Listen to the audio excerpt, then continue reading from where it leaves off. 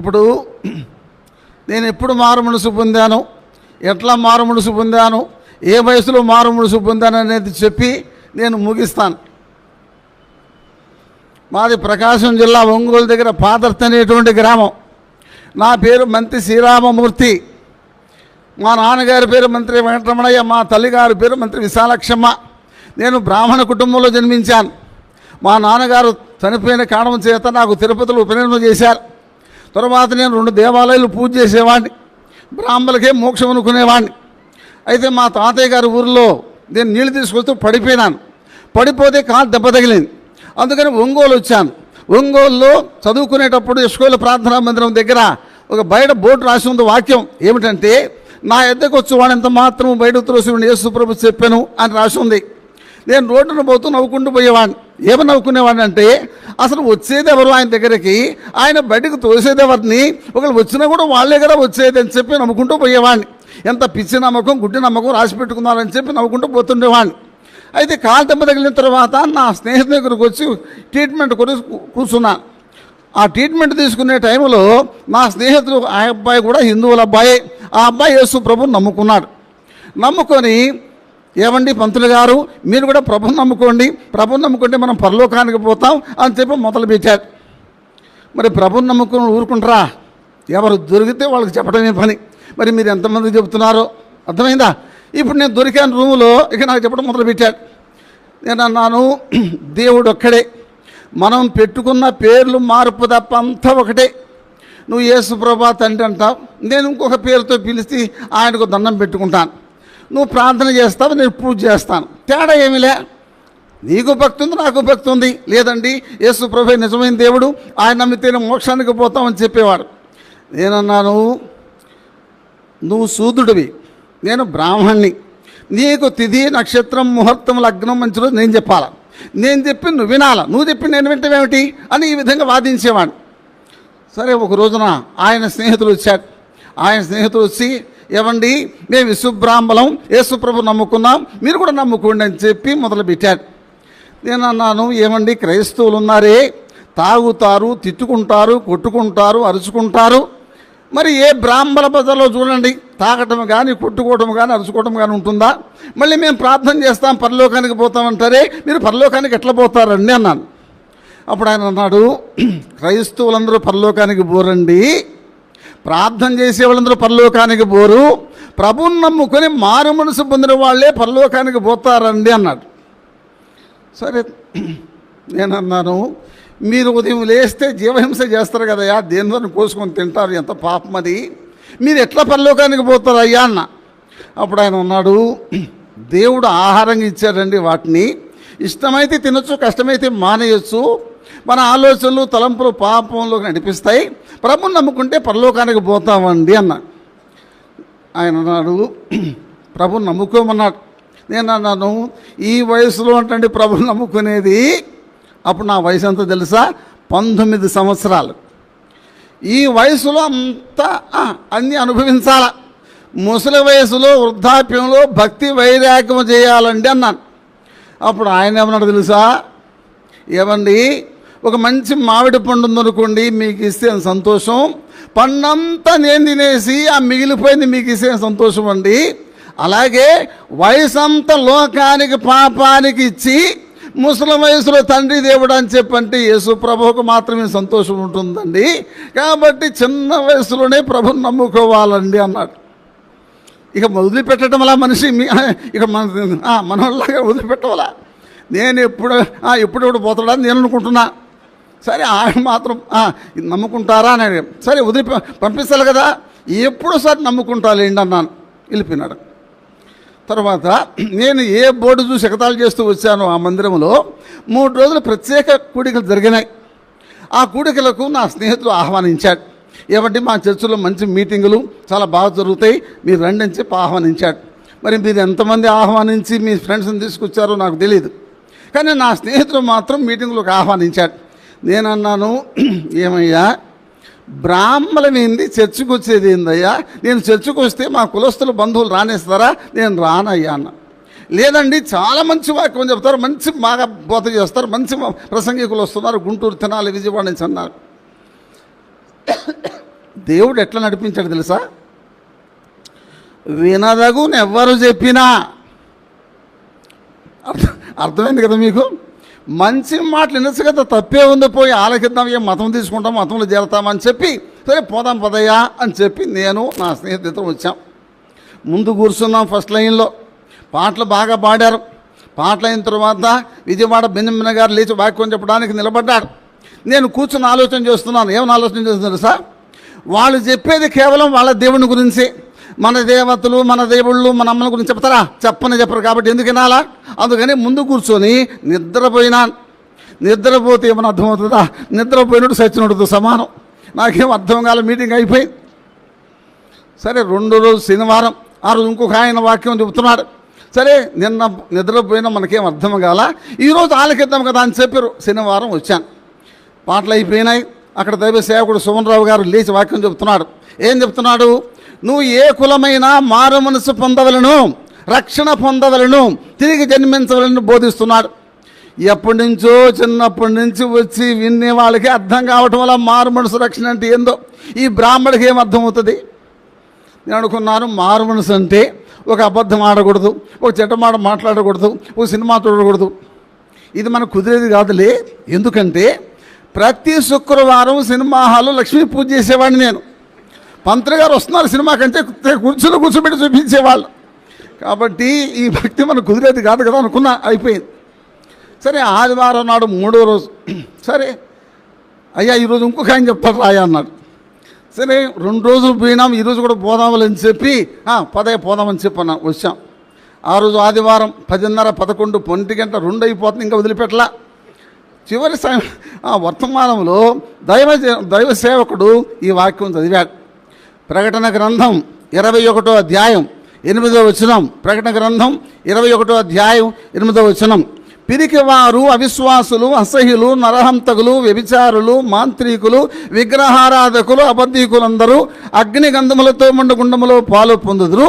ఇది 2వ మరణము చదివాడు. అంత సమానము, అందరూ ఒకటి, అందరూ దేవుళ్ళు ఒకటే అని చెప్పి అనుకుంటే ఇదేంది ఇంత వ్యతిరేకంగా చెప్తున్నది అనుకున్నాను. ఎప్పుడైతే ఈ వాక్యం చదివాడో దైవ సేవకుడు, ప్రభు నాతో మాట్లాడటం ఆరంభించాడు. ప్రభు ఏమని మాట్లాడో తెలుసా? బైబిల్ ప్రకారం ఈనాడు నువ్వు చచ్చిపోతే నువ్వు వెళ్ళే స్థలం అగ్నిగుండమే అని ప్రభు మాట్లాడుతున్నాడు. ప్రభు మాట్లాడుతుంటే పక్కన సైతాను మాట్లాడుతున్నాడు. ఏమో తెలుసా?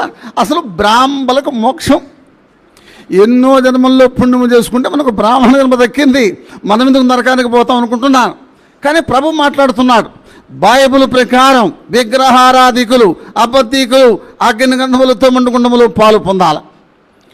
అంటే మన దేశంలో ఇన్ని కోట్ల మంది విగ్రహారాధన చేస్తూ ఉంటే వీళ్ళందరూ నరకానికి వెళ్ళి ప్రార్థన చేసి వెళ్ళిన పరలోకానికి పోయింది అనుకున్నాను. సరే ఇప్పుడప్పుడే చచ్చిపోతామా, చచ్చిపోయి సూత్రం అనుకున్నా. ప్రార్థన అయిపోయింది. ప్రార్థన అయిపోయిన తర్వాత నా స్నేహితులు నన్ను వదిలిపెట్టలా.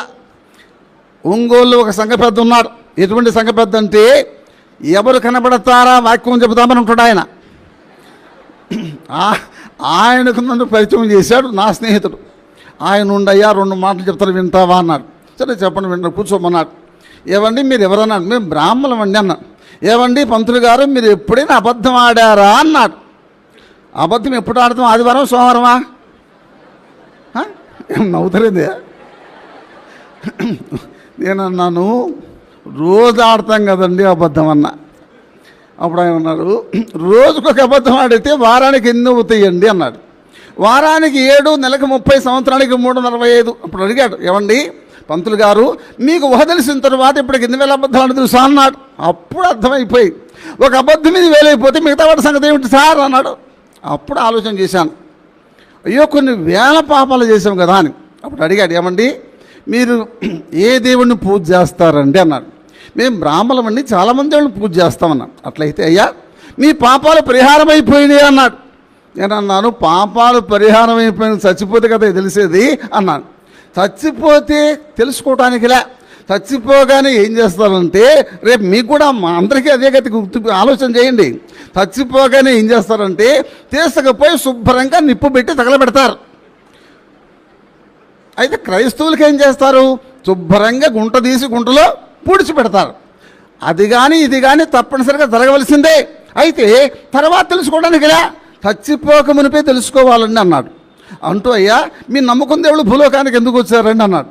నేను నమ్ముకున్న దేవుడు భూలోకానికి ఎందుకు వచ్చారంటే దుర్మార్గులను శిక్షించడానికి సన్మార్గులు రక్షించాలని అన్న. దుష్ట శిక్షణ శిష్ట రక్షణ అండి అన్న. ఏమిటంటే దాని అర్థం అన్నాడు. దుర్మార్గుల్ని శిక్షించడానికి సన్మార్గులు రక్షించడానికంటే మా దేవుడు భూలోకానికి వచ్చింది. అప్పుడు ఏమన్నాడు తెలుసా? అట్లయితే పంతులు గారు మీరు దుర్మార్గులా సన్మార్గులా అన్నాడు. నేను కూర్చొని ఆలోచన చేస్తున్నాను. ఏమని ఆలోచన చేస్తా తెలుసా?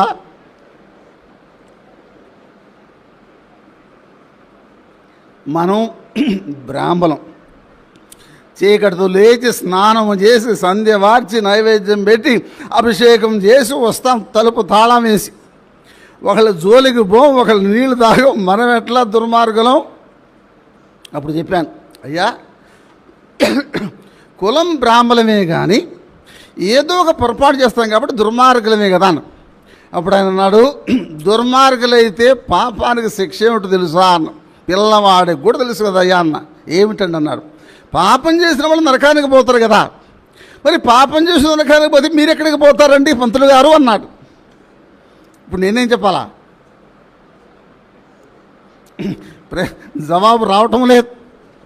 అప్పుడు ఆలోచన చేశాను. ఏమని ఆలోచన చేశానంటే మనం ఎంత బ్రాహ్మణమైనా ఎన్ని పూజలు చేసినా ఏదో ఒక అబద్ధం ఆడతాం, ఏదో ఒక చెడు మాట మాట్లాడతాం. మనం ఎట్లా సన్మార్గులం? అప్పుడు చెప్పాను, అయ్యా కులం బ్రాహ్మణమే కానీ ఏదో పొరపాటు చేస్తాం దుర్మార్గులమే కదా. అప్పుడు అన్నాడు ఆయన, దుర్మార్గులైతే పాపానికి శిక్ష ఏమిటి తెలుసా? పిల్లవాడికి కూడా తెలుసు కదా అన్న. ఏమిటి? పాపం చేసిన వాళ్ళు నరకానికి పోతారండి. మరి పాపం చేసిన పోతే మీరు ఎక్కడికి పోతారు సార్ అన్నారు. మీరు ఎక్కడికి? నేను కూడా నరకానికి పోతాను కదా. నరకానికి పోవటం నీకు ఇష్టమేనా అన్నాడు. నాకు ఇష్టం లేదండి అన్న. అప్పుడు ఏమన్నా తెలుసా? నీకు నరకానికి పోవడానికి ఇష్టం ఉన్నా ఇష్టం లేకపోయినా సరే చేసిన పాపాన్ని బట్టి నరకానికి పోవలసిందే అన్నాడు. No argument, no reasoning. మళ్ళీ అన్నాడు, అయ్యా నరకం తప్పించుకుని మార్గం చెప్తాను వింటావా అన్నాడు. అప్పుడు బైబిల్ చదివాడు, పాపులను రక్షించుటకు క్రీస్తు యేసు లోకమునకు వచ్చెను. ఇప్పుడు నాకు ఆయన ప్రశ్నించాడు, ఇక నేను ఆరంభించాను. పాపం చేసిన వాళ్ళని యేసు ప్రభువు ఎట్లా రక్షిస్తాడండి అన్న. అప్పుడు చెప్పాడు, అయ్యా ఆయన దేవుడై ఉండి మానవుడిగా భూలోకానికి వచ్చాడు.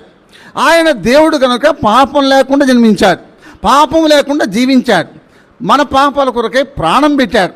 దేవుడు కనుక చచ్చిపోయి మట్టికి మట్టి అయిపోలా, సమాధి చేయబడి తిరిగి లేచాడు. కాబట్టి యేసు ప్రభు నమ్ముకుంటే మనం పాపాలు పోతాయి, మనం పరలోకానికి పోతామన్నాడు. నేను అన్నాను, అయ్యా నువ్వు చెప్పింది బాగానే ఉంది, యేసు ప్రభు నమ్ముకుంటే పరలోకానికి పోతాం, నరకం తప్పించుకుంటాం.